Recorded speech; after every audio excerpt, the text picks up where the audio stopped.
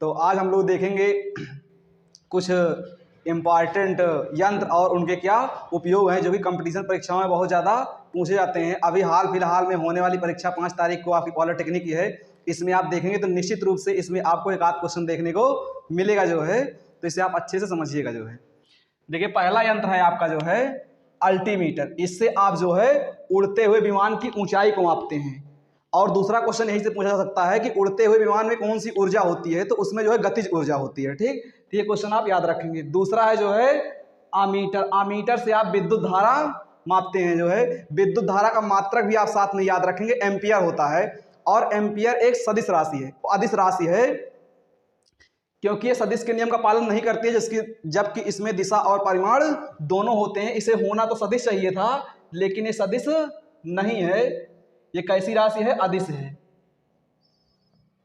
क्यों? क्योंकि ये सदिश के नियमों का पालन नहीं करती है। तो विद्युत धारा एक अदिश राशि है, ये भी आप याद रखेंगे। तीसरा है आपके पास थर्मामीटर। थर्मामीटर से जो है तापमान मापा जाता है, तो ये आप याद रखेंगे। इसी के साथ आप याद रखेंगे जो मनुष्य के शरीर का तापमान होता है वो 98.6 फ़ारेनहाइट होता है। ठीक है, फ़ारेनहाइट में पूछा जाए तब। अगर यही चीज केल्विन में पूछा जा रहा है तो आप बताएंगे 310 केल्विन होगा जो है। अगर यही चीज सेल्सियस में पूछा जाए तो 37 डिग्री सेल्सियस होगा।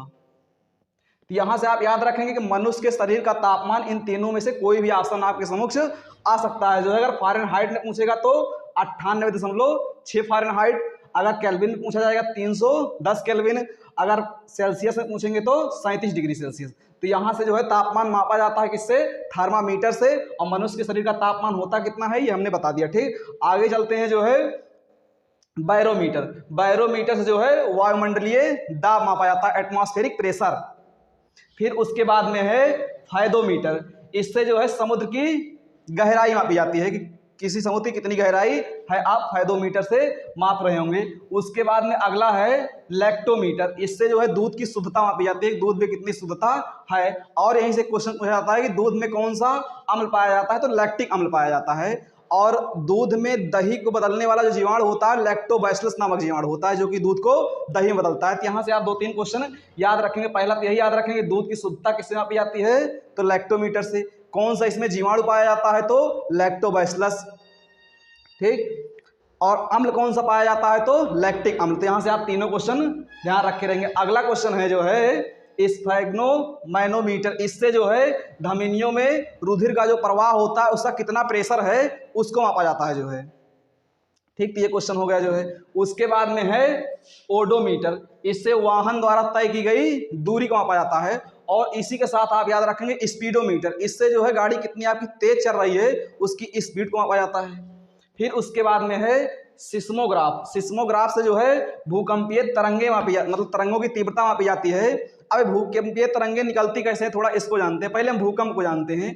पृथ्वी के अंदर बहुत सारी चट्टानें पाई जाती हैं। ये चट्टानें जब एक दूसरे से टकराती हैं तो पृथ्वी के अंदर क्या होती है, हलचल उत्पन्न हो जाती है। और यहाँ से कुछ ऊर्जा मुक्त होती है विकिरण के रूप में।